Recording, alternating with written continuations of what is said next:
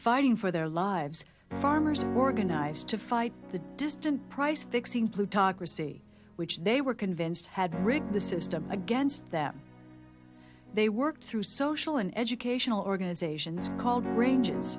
Farmers got together to pool their resources in order to fight against what they thought was unfair discrimination from people who bought their products. So rather than sell as individuals to a large number of sellers, they began to form these things called cooperatives, whereby they would pool their product and sell it to the best bidder. Fanning out across the country, alliance speakers like suffragette Mary Elizabeth Lease urged farmers to organize.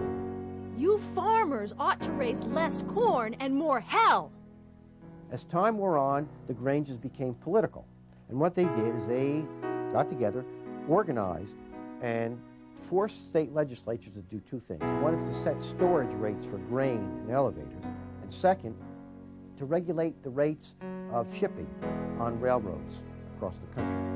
In 1890, the Southern Farmers Alliance and its Colored Farmers Alliance affiliate elected 4 governors, took control of 8 legislatures, and sent 44 congressmen to Washington.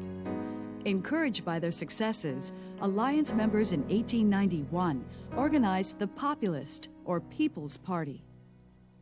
Populism was a political movement of ordinary people, overwhelmingly farmers,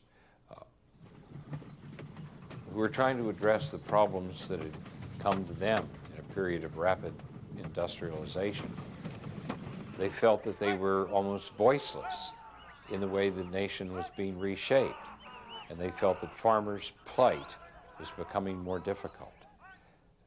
They were organizing themselves into a political party to make themselves heard and to try to have their grievances redressed.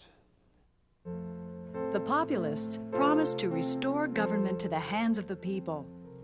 They also promised to increase the money supply to make it easier to pay off debts, to institute a national income tax, and to nationalize the railroads, telegraphs, and telephones.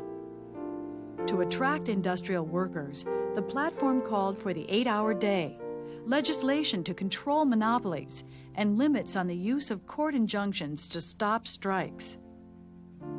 In the presidential election of 1892, Democrat Grover Cleveland beat Republican Benjamin Harrison in a close race.